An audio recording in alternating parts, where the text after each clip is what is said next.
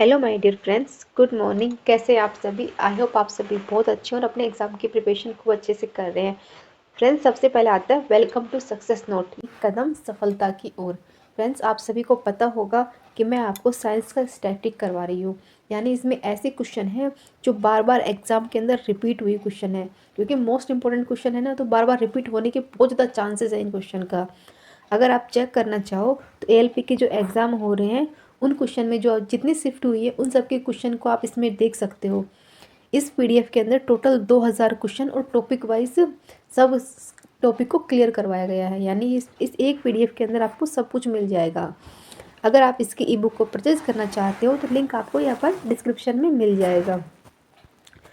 ALP के exam हो चाहे एनटीपीसी का, आरपीएफ का, यानी साइंस का वेटेज तो हर एग्ज़ाम के अंदर रहता ही रहता है। और एएलपी में तो इतना हो रहा है कि हर शिफ्ट के अंदर 8 से 10 क्वेश्चन तो साइंस के आ रहे हैं, तो इतनी ज़्यादा इम्पोर्टेंट है साइंस। अगर आपको इसको डाउनलोड करने में कुछ प्रॉब्लम होती है तो ये हमारे नंबर है, आप इनके ऊपर कॉल करके हमसे बात कर सकते हैं। कोई प्रॉब्लम होगी तो आपको तुरंत सोल्यूशन मिल जाएगा। चलिए स्टार्ट करते हैं। ये हमारा 5 पार्ट है, यानी फ्रेंड्स इसका मतलब ये कि हमने इसके 4th पार्ट कंप्लीट करा दिए हैं। आज हमारा 5 नंबर पार्ट है, जो कि क्वेश्चन नंबर 400 से स्टार्ट होगा, यानी 400 क्वेश्चन हमने ऑलरेडी करा दिए हैं।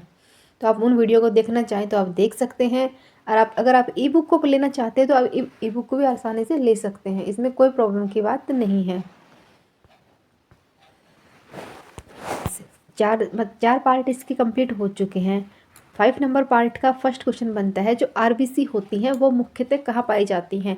ये क्वेश्चन भी कल के एग्जाम में पूछा गया था कि आरबीसी जो कहाँ पर पाई जाती हैं, वो पाई जाती है अस्थि मज्जा यानी बोन बैरो के अंदर आरबीसी पाई जाती है। नेक्स्ट आता है, जो मनुष्य यह समझ नहीं पाता कि उसे भोजन करना बंद कर देना चाहिए, उसको कौन सी बीमारी होती है, यानी किस रोग से वो ग्रसित होता है। आपने देखा होगा कि काफ़ी ऐसे लोग भी होते हैं, इनको पता ही नहीं होता कि हमारा पेट भर चुका है, खा लिया, यानी उनको एहसास ही नहीं होता है कि हमें कितना खाना है और कब खाना है। तो वो कौन सी रोग होती है? बुलिमिया रोग होती है, जिसमें लोग समझ ही नहीं पाते उन्हें क्या करना है। नेक्स्ट आता है, मानव शरीर के कोई कौन सी रक्त कोशिकाएं संक्रमण से रक्षा करती है, यानी हमारे बॉडी में जो एंटीबॉडीज है वो उनका निर्माण, जैसा कि हमने पहले ही बताया है कि ये हमारा पार्ट है। तो 5 पार्ट कहाँ से स्टार्ट होता है? क्वेश्चन नंबर 401 से। इसके 4 पार्ट ऑलरेडी कंप्लीट हो चुके हैं, आप उनको ज़रूर देखना। तो चलिए क्वेश्चन को स्टार्ट करते हैं। आरबीसी यानी रेड ब्लड सेल्स मुख्य रूप से कहाँ पाई जाती है? तो हमारे बॉडी की वो किस पार्ट में पाई जाती हैं? अस्थि मज्जा यानी बोन बैरो के अंदर आरबीसी पाई जाती है। नेक्स्ट होता है, जो मनुष्य यह नहीं समझ पाता कि उसे भोजन करना बंद कर देना चाहिए, यानी रोक देना चाहिए, तो ऐसे व्यक्ति किस रोग से पीड़ित होते हैं? तो उस कौन सा रोग होता है? वो होता है बुलिमिया।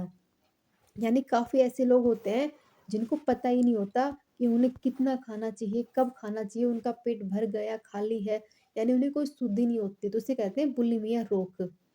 नेक्स्ट आता है, मानव शरीर के रक्त कोशिकाएं संक्रमण शरीर से रक्षा करती हैं, यानी एंटीबॉडीज हमारे शरीर से रक्षा करती हैं, आपको पता होगा।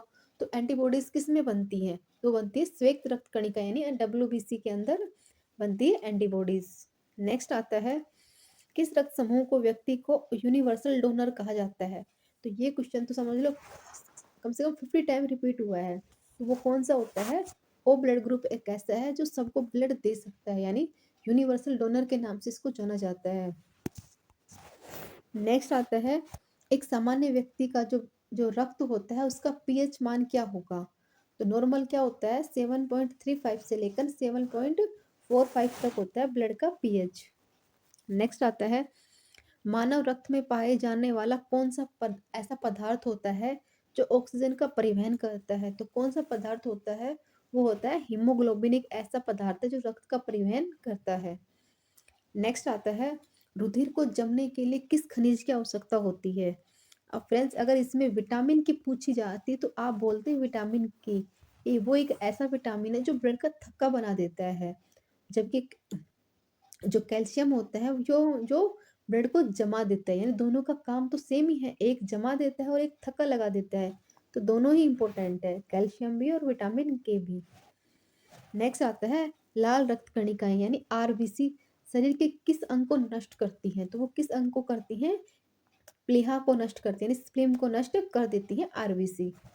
नेक्स्ट आता है, हम ऊतक के बारे में पढ़ रहे हैं, ब्लड के बारे में पढ़ते हैं। तो ब्लड किस प्रकार का ऊतक है? तो किस प्रकार का टिश्यू है? तरल संयोजी ऊतक होता है ब्लड, क्योंकि वो एक तरल अवस्था में ही होता है, तो तरल संयोजी ऊतक होता है ब्लड। नेक्स्ट आता है, दिल का दौरा पड़ने के पहले 1 घंटे को किस नाम से जाना जाता है? किसी को हार्ट अटैक होने वाला हो तो उसका जो पहला 1 घंटा होता है उसको गोल्डन टाइम कहते हैं, यानी गोल्डन हॉर के नाम से उसको जाना जाता है। नेक्स्ट आता है, यदि एक पिता का ब्लड ग्रुप ए है और माता का ब्लड ग्रुप ओ है, तो उसकी संतान का क्या होगा? यानी माता पिता का अलग अलग होगा, तो संतान का क्या होगा? अब ये तो संतान होने के बाद ही पता चलता है ना कि वह अपने पिता पर जाती है या फिर माता पे जाती है, तो उसका ए या ओ दोनों में से कोई भी हो सकता है, ये बात पहले फिक्स नहीं होती है कि कौन सा होगा, दोनों पर हो सकता है। नेक्स्ट आता है, किस रक्त समूह वाले व्यक्ति को सार्वभौमिक कहते हैं? जो सबका मतलब कि मतलब ब्लड ले सकता है, तो कौन सा होता है? ए बी ऐसा होता है जो सबसे ले सकता है, और ओ एक ऐसा होता है जो सबको ब्लड दे सकता है। नेक्स्ट आता है, रुधिर प्लाज्मा प्रतिरक्षी प्रोटीन्स, यानी जो एंटीबॉडीज होती हैं वो किसकी वजह से उनका निर्माण होता है, जो कि हमारी किसी भी बीमारी से हमारी बॉडी को तैयार करती हैं लड़ने के लिए। तो वो कहाँ बनती है? वो होती है लिम्फोसाइट, यानी लिम्फोसाइट के अंदर एंटीबॉडीज बनती हैं। नेक्स्ट आता है, रुधिर यानी ब्लेड के अंदर श्वेत रक्त कणिकाएं WBC अत्यधिक मात्रा में उपस्थित किस रोग की वजह से होती हैं? तो हमारे बॉडी के अंदर जो WBC होती हैं ये किसकी वजह से ज़्यादा हो जाती है? तो होती है ल्यूकीमिया या फिर रक्त कैंसर की वजह से WBC बहुत ज़्यादा हो जाती हैं हमारी बॉडी के अंदर। नेक्स्ट आता है, शरीर में इंसुलिन का मुख्य कार्य कौन सा है? तो इंसुलिन का मुख्य कार्य क्या होता है? शर्करा की मात्रा को नियंत्रित करना, यानी जो शुगर की जो होती है ना टेम्परेचर उसको कंट्रोल करना होता है इंसुलिन का कार्य। तभी तो इसके टीके लगते हैं ताकि उनका जो शुगर है वो कंट्रोल में रहे। नेक्स्ट आता है, इंसुलिन की खोज किसने की थी? तो किसने की थी? फ्रेडरिक ग्रांट बैटिंग ने की थी इंसुलिन की खोज। नेक्स्ट आता है, जैविक प्रतिक्रिया को तेज करने वाला कौन सा पदार्थ उत्तरदायी एंजाइम है? तो कौन सा होता है? एंजाइम एक ऐसा होता है जो जैविक प्रतिक्रिया को तेज करने वाला एक पदार्थ होता है। नेक्स्ट आता है, अत्यधिक ऊंचाई पर जाने पर मानव शरीर का जो रक्त कणिकाएं होती हैं उन पर क्या प्रभाव पड़ता है? यदि हम जमीन से काफी ऊंचाई पर चले जाएंगे, नहीं अत्यधिक ऊंचाई पर जाएंगे, तो क्या होती है? जो रेड ब्लड सेल होती है ना इनकी संख्या में वृद्धि होने लग जाती है। क्लियर। नेक्स्ट आता है, मानव शरीर में एनीमिया रोग किस पोषक पदार्थ की कमी से होता है? तो एनीमिया जो रोग होता है वो किसकी कमी से होता है? वो होता है फोलिक एसिड की कमी से होता है एनीमिया रोग। तभी तो प्रेग्नेंट लेडी को फोलिक एसिड की टैबलेट दी जाती है ताकि जो होने वाली संतान है वो एकदम सुरक्षित पैदा हो। नेक्स्ट आता है, मानव शरीर की सबसे बड़ी धमनी कौन सी है? तो मानव शरीर की सबसे बड़ी धमनी होती है अरोटा, जो कि मानव की सबसे बड़ी धमनी होती है अरोटा। नेक्स्ट आता है, मानव शरीर की सबसे लंबी सिरा कौन सी होती है? तो हमारे जो मानव शरीर है इसकी लंबी सिरा की बात की जाए तो ग्रेट सेफिरिस सिरा, यानी यह पैर के अंदर उपस्थित होती है, और धमनी की बात की जाए तो अरोटा। नेक्स्ट आता है, रक्तचाप मापने के लिए किस उपकरण का यूज किया जाता है? यानी जो बीपी को कंट्रोल करते हैं चेक करते हैं वो कौन सा होता है? सिग्नो बैरोमीटर होता है जो कि ब्लड को चेक करते हैं, बीपी हाई है कि लो है ये चेक करता है। नेक्स्ट आता है, रक्त समूह ए बी वाले सार्वभौमिक को क्यों ग्राही क्यों माना जाता है? बताइए। जो ए बी ब्लड वाले होते हैं उनको सार्वभौमिक ग्राही क्यों माना जाता है? क्योंकि ये रक्त के लिए एंटीबॉडीज का निर्माण नहीं कर पाते हैं, यानी इनकी जो ब्लड सेल्स होती हैं इनमें एंटीबॉडीज बहुत कम बनती हैं, इनमें होती ही नहीं है, तो ये सबसे ब्लड ले सकते हैं। बाकी ए में जो ए बी होता है मतलब ओ अलग से होता है तो इनके अंदर होता है, बी में होता है, ए में होता है, लेकिन ए बी के अंदर एंटीबॉडीज नहीं होती हैं। नेक्स्ट आता है कि एंटीबॉडीज क्या है? काफी टाइम से पढ़ रहे हैं कि एंटीबॉडीज एंटीबॉडीज, तो ये होता क्या है? होता है ग्लाइकोप्रोटीन होता है जो हमारे शरीर को मतलब कि बीमारी से लड़ने के लिए तैयार करता है। नेक्स्ट आता है, रक्त को संपूर्ण शरीर का प्रभावित करने वाला कार्य कौन देता है? यानी जो ब्लड होता है इसको पूरी बॉडी के अंदर जाना होता है, हाथ से लेके पैर से लेकर हर जगह जाना होता है, तो उसके लिए कौन सा कार्य करने के लिए कहता है? तो कहता है हार्ट, ऐसे कहता है जो मतलब ब्लड को प्योर करता है और इसको ऑर्डर देता है प्रभावित करने के लिए। नेक्स्ट आता है, सिरेस्पिन नामक औषधि का प्रयोग किस रोग के लिए किया जाता है? तो किसके लिए किया जाता है? मतलब हाई जो जिसका बीपी हाई होता है उसको कम करने के लिए सिरेपिन का यूज़ किया जाता है, लेकिन एक औषधि होती है, इसका यूज़ किया जाता है। नेक्स्ट आता है, स्वस्थ मनुष्य का जो रक्त प्लेट्स होती है उसकी संख्या कितनी होती है? आपने कभी सुना होगा कि किसी की प्लेट घट जाती है तो वो बीमार एकदम से उसकी कंडीशन बहुत खराब हो जाती है। तो नॉर्मली हमारे बॉडी के अंदर कितनी प्लेट होनी चाहिए? तो 2 लाख से ज़्यादा तो नॉर्मल होनी ही चाहिए। इससे कम होते ही शरीर का टेम्परेचर मतलब कि जो ढाँचा होता है वो बिगड़ने लग जाता है। यानी इंसान अपने पैरों पे खड़ा भी नहीं हो पाता, इतनी इतनी बुरी कंडीशन हो जाती है प्लेट की वजह से। नेक्स्ट आता है, रक्त में ग्लूकोज की जो मात्रा होती है जो वो वृद्धि को क्या कहा जाता है? जो ग्लूकोज की मात्रा की वृद्धि को क्या कहा जाता है? हाइपरग्लाइसीमिया, जो कि इसकी ग्लूकोज की मात्रा को बढ़ा देता है। नेक्स्ट आता है, निम्न रक्तदाब को क्या कहा जाता है? जो मतलब बीपी लो हो जाता है इसको क्या बोलते हैं? इसको बोलते हैं हाइपोटेंशन। यानी ना ही हाई वाला सही है ना ही लो वाला, ये तो नॉर्मल पे होता है तो ही सही होता है। ऐसे होता है, अब होता है कि जो बीपी हाई होता है, लो का तो हाइपोटेंशन, और जो हाई होता है इसको बोलते हैं हाइपरटेंशन, यानी बहुत ज़्यादा टेंशन ले ली तो बीपी एकदम हाई हो गया।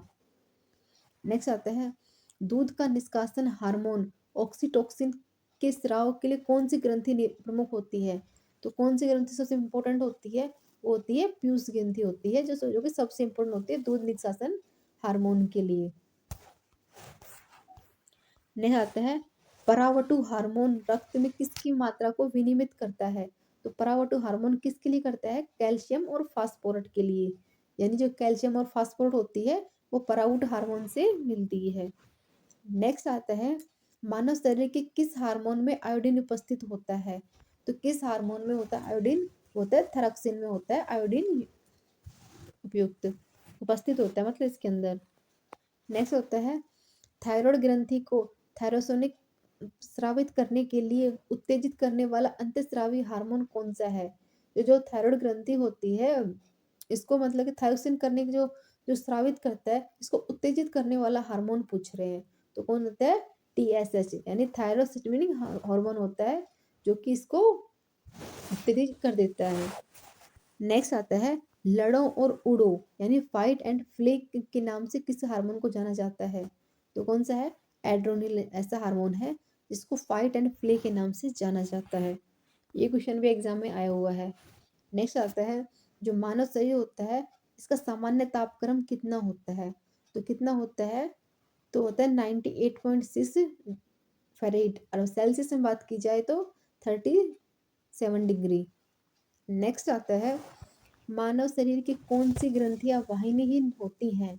तो कौन सी ग्रंथियां होती हैं? अंतःस्रावी ग्रंथियां होती हैं जो वाहिनीहीन होती हैं। नेक्स्ट आता है, पशुओं के थन से दूध उतारने के लिए किस हार्मोन का इंजेक्शन लगाया जाता है? आप सभी ने काफी बार देखा होगा ना कि जिन गाय भैंस के बच्चे मतलब टाइम से पहले मर जाते हैं तो उनका दूध निकालने के लिए इंजेक्शन लगाए जाते हैं। तो वो कौन से होते हैं? होते हैं ऑक्सीटोसिन हार्मोन होते हैं जो दूध उतारने के लिए ऐसे हार्मोन के लिए लगाए जाते हैं। नेक्स्ट आता है, यदि अग्नाशय में कोई विकार उत्पन्न हो तो उसे क्या कहते हैं? तो कहते हैं इंसुलिन या ग्लाइकोन का निर्माण नहीं होगा अगर कोई अग्नाशय के अंदर कोई भी विकार उत्पन्न हो जाएगा तो। नेक्स्ट आता है, मानव शरीर की सबसे छोटी अंतःस्रावी ग्रंथि कौन सी है?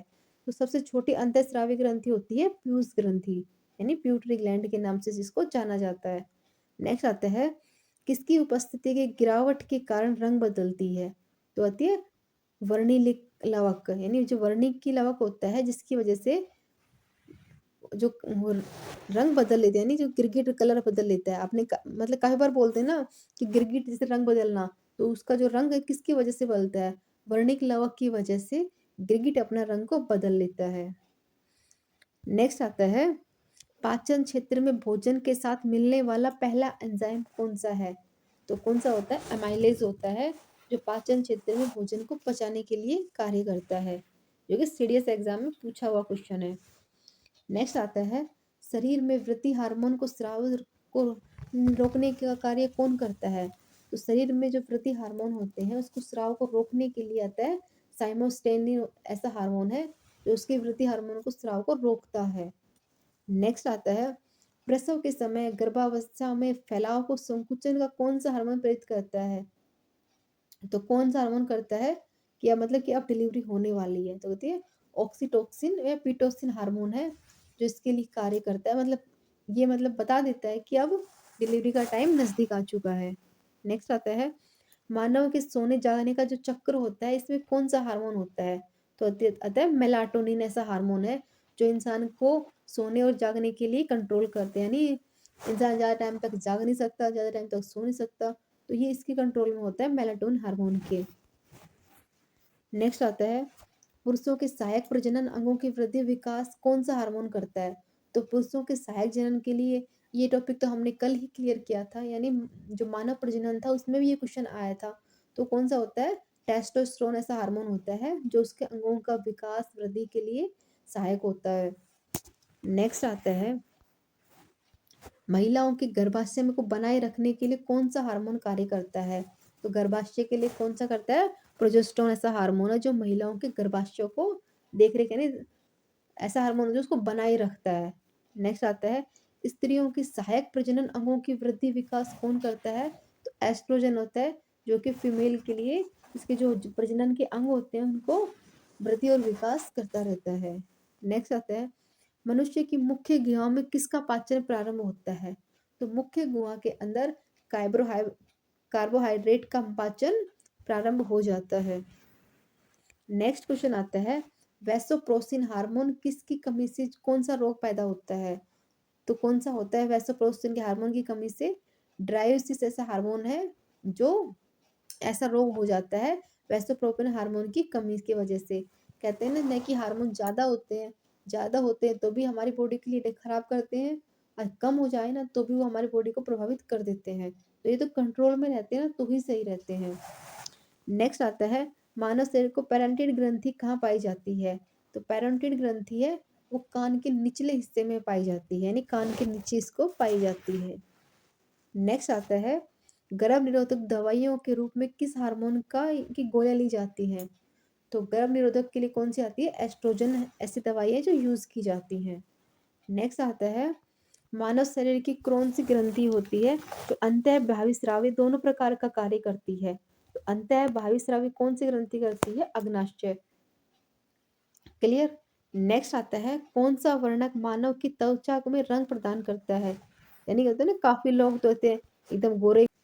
नेक्स्ट आता है, पुरुषों के सहायक प्रजनन अंगों की वृद्धि विकास कौन सा हार्मोन करता है? तो पुरुषों के सहायक जनन के लिए ये टॉपिक तो हमने कल ही क्लियर किया था, यानी जो मानव प्रजनन था उसमें भी ये क्वेश्चन आया था। तो कौन सा होता है? टेस्टोस्टेरोन ऐसा हार्मोन होता है जो उसके अंगों का विकास वृद्धि के लिए सहायक होता है।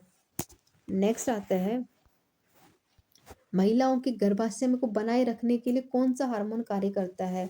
तो गर्भाशय के लिए कौन सा करता है? प्रोजेस्टेरोन ऐसा हार्मोन है जो महिलाओं के गर्भाशय को देख रेख, यानी ऐसा हार्मोन है जो उसको बनाए रखता है। नेक्स्ट आता है, स्त्रियों की सहायक प्रजनन अंगों की वृद्धि विकास कौन करता है? तो एस्ट्रोजन होता है जो कि फीमेल के लिए इसके जो प्रजनन के अंग होते हैं उनको वृद्धि और विकास करता रहता है। नेक्स्ट आता है, मनुष्य की मुख्य गुहा में किसका पाचन प्रारंभ होता है? तो मुख्य गुहा के अंदर कार्बोहाइड्रेट का पाचन प्रारंभ हो जाता है। नेक्स्ट क्वेश्चन आता है, वैसोप्रोसिन हार्मोन किसकी कमी से कौन सा रोग पैदा होता है? तो कौन सा होता है वैसोप्रोसिन के हार्मोन की कमी से? ड्रायोसिस ऐसा हार्मोन है जो ऐसा रोग हो जाता है वैसोप्रोपिन हार्मोन की कमी की वजह से। कहते हैं ना कि हार्मोन ज़्यादा होते हैं तो भी हमारी बॉडी के लिए खराब करते हैं, और कम हो जाए ना तो भी वो हमारी बॉडी को प्रभावित कर देते हैं। तो ये तो कंट्रोल में रहते हैं ना तो ही सही रहते हैं। नेक्स्ट आता है, मानव शरीर को पैराटाइड ग्रंथि कहाँ पाई जाती है? तो पैराटाइड ग्रंथि है वो कान के निचले हिस्से में पाई जाती है, यानी कान के नीचे इसको पाई जाती है। नेक्स्ट आता है, गर्भ निरोधक दवाइयों के रूप में किस हार्मोन का की गोलियां ली जाती हैं? तो गर्भ निरोधक के लिए कौन सी आती है? एस्ट्रोजन ऐसी दवाइयाँ जो यूज की जाती हैं। नेक्स्ट आता है, मानव शरीर की कौन सी ग्रंथि होती है जो अंतः बहिस्रावी दोनों प्रकार का कार्य करती है? तो अंतः बहिस्रावी कौन सी ग्रंथि करती है? अग्नाशय। क्लियर। नेक्स्ट आता है कौन सा वर्णक मानव की त्वचा में रंग प्रदान करता है। यानी कहते हैं ना काफी लोग तो होते हैं एकदम गोरे गोरे होते हैं, काफी लोग एकदम काले काले होते हैं, कुछ मतलब बीच के होते हैं, ना काले ना गोरे। तो उसका जो कलर होता है वो मेलानिन की वजह से होता है, यानी उसकी जो त्वचा का कलर है वो इसकी वजह से होता है। कोई ज्यादा है तो मतलब ये ज्यादा हो जाएगा, जो कंट्रोल में है तो कंट्रोल में रहता है, कम है तो वो ज्यादा काला हो जाएगा। यानी इसके ऊपर डिपेंड करती है इस हार्मोन के ऊपर, मेलानिन हार्मोन। नेक्स्ट आता है हाइड्रेन ग्रंथियों में शरीर में कहाँ उपस्थित होती हैं। तो हाइड्रेन ग्रंथियां कहाँ होती हैं, आँख और उसके आसपास होती है, यानी हमारे आँखों के पास पास ये ग्रंथियां मौजूद होती हैं। नेक्स्ट आता है मानव शरीर में थायराइड ग्रंथि को नष्ट करने वाला रोग कौन सा होता है। तो थायराइड ग्रंथि को करने वाला नष्ट करने वाला रोग कौन सा होता है, हाशिमोटो रोग, यानी जो थायराइड की आत्महत्या के नाम से भी जाना जाता है। तो आत्महत्या के नाम से किसको जाना जाता है, हाशिमोटो रोग को, जो इस ग्रंथि को नष्ट कर देता है। नेक्स्ट आता है थायराइड ग्रंथि को नियंत्रित कौन करता है। कौन करता है, आयोडीन ऐसा होता है जो इस ग्रंथि को कंट्रोल करता है। नेक्स्ट आता है लेकाई मतलब ग्रंथियां कहाँ पाई जाती हैं। तो लेकाई ग्रंथि है वो आंखों में पाई जाती हैं। यानी आपको इसके थ्रू ये पता चलेगा कि हमारे बॉडी में कहाँ कहाँ पर कितने हार्मोन कार्य करते हैं, कहाँ पर कैसे कार्य करते हैं, कितने अंदर कार्य करते हैं, किसके अधिक से कौन सा रोग होता है, कमी से कौन सा रोग होता है, किस विटामिन के बारे में। यानी इसके अंदर टोटल 2000 क्वेश्चन है ना, तो आपको इससे बाहर एग्जाम में क्वेश्चन हो ही नहीं सकता। तो आपको इस वीडियो मतलब इस पीडीएफ को जरूर परचेज करना चाहिए। नेक्स्ट आता है मेंढक के कसूर के स्तंभ के दोनों ओर स्थित ग्रंथि को क्या कहा जाता है। तो मेंढक के जो कसेरू के पे कौन से होती है, स्वेरमेडल ग्रंथि, जो कि मेंढक के कसूर के स्तंभ पर स्थित होती है। नेक्स्ट आता है स्तनियों की त्वचा में पसीने वाली ग्रंथियां कौन सी होती है। यानी गर्मियों में पसीना बहुत ज्यादा आता है, सर्दियों में आता ही नहीं है। तो कौन सी ग्रंथि की वजह से क्या होता है, श्वेत ग्रंथि ऐसी होती है जिसकी वजह से हमारे बॉडी पे पसीना आता है। यह ग्रंथि शरीर के में जल और लवण को नियंत्रित करती है। श्वेत ग्रंथि ऐसी होती है जो हमारे बॉडी में जो जल और लवण को नियंत्रित करती है। नेक्स्ट आता है ब्राइटस रोग शरीर का कौन सा अंग प्रभावित करता है। तो ब्राइटस रोग होता है वो गुर्दे यानी किडनी को प्रभावित करता है। नेक्स्ट आता है इंटरफेरोन का प्रयोग किस बीमारी के नियंत्रण में किया जाता है। तो इंटरफेरोन का प्रयोग कैंसर जैसी बीमारी के लिए किया जाता है। नेक्स्ट आएगा सिलिकोसिस क्या है। सिलिकोसिस क्या है, ये फेफड़ों संबंधित रोग होता है सिलिकोसिस। नेक्स्ट आता है मक्का फसल में सफेद कली किस तत्व की कमी से होती है। तो किसकी वजह से होती है सफेद कली, जिंक, यानी जिंक की वजह से, जिंक की कमी की वजह से ये एक कली होती है सफेद कली, जो कि मक्का की फसल के अंदर दिखी जाती है, वो हो जाती है। अब आता है सफेद कीट किस फसल में लगता है। अब आ गई फसलों की यानी खेती बाड़ी की बात। तो सफेद कीट किस फसल पे लगता है, सरसों के ऊपर लगता है सफेद कीट। नेक्स्ट आता है भिंडी के पीत वर्ण सिरा को किस रोग के कारण होता है। यानी जो भिंडी का जो पीत वर्ण सिरा रोग होता है वो किसकी वजह से होता है, वो सफेद मक्खी से होता है पीत वर्ण रोग। नेक्स्ट आता है गामा ग्लोबिन इंजेक्शन का प्रयोग किस रोग के उपचार के लिए किया जाता है।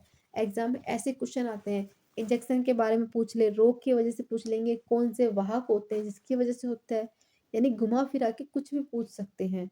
जैसे इसमें इंजेक्शन के बारे में पूछ लिया है तो कौन सा आएगा, हेपेटाइटिस ऐसा होता है जिसके उपचार के लिए गामा ग्लोबिन इंजेक्शन का यूज किया जाता है। नेक्स्ट आता है रानीखेत रोग किस जीव से संबंधित है, यानी कौन सा वाहक है।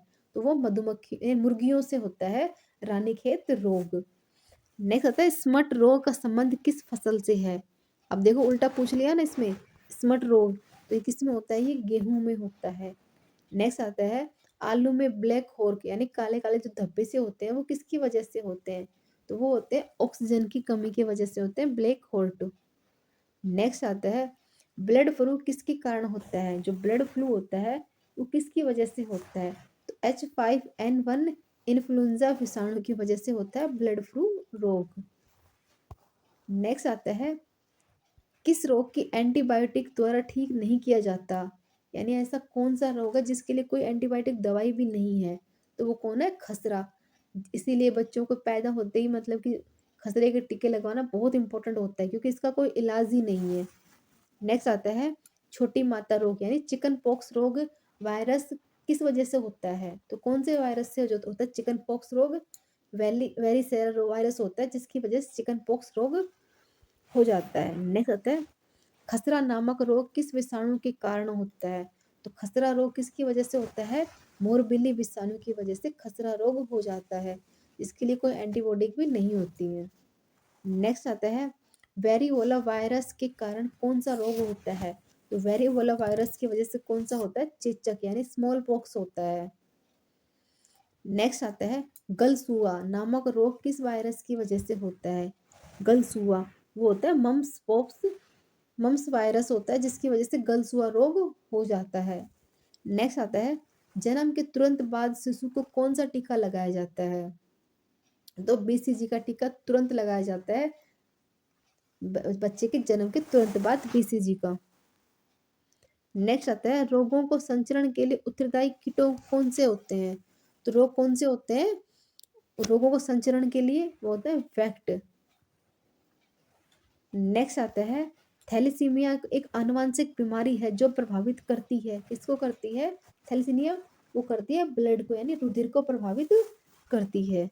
नेक्स्ट आता है ग्लूकोमा किस अंग का रोग है? तो ग्लूकोमा किस अंग को प्रभावित करता है? वो नेत्र को प्रभावित करता है ग्लूकोमा। नेक्स्ट आता है स्तनपान के दौरान किस हार्मोन के कारण स्तन से दूध निकलता है? तो स्तन से दूध किसकी वजह से निकलता है? ऑक्सीटोसिन हार्मोन की वजह से निकलता है दूध। नेक्स्ट आता है एड्स देने वाले वायरस की पहचान किस वर्ष की गई थी? यानी एक बहुत घातक बीमारी थी एड्स, इसको देने वाला वायरस कौन सा था? तो वो था 1981 के अंदर इसकी पहचान फर्स्ट टाइम की गई थी एड्स रोग की। नेक्स्ट आता है जीका वायरस रोग मनुष्य द्वारा संचरित होता है। तो जीका जो वायरस रोग होता है ये मच्छर की वजह से होता है।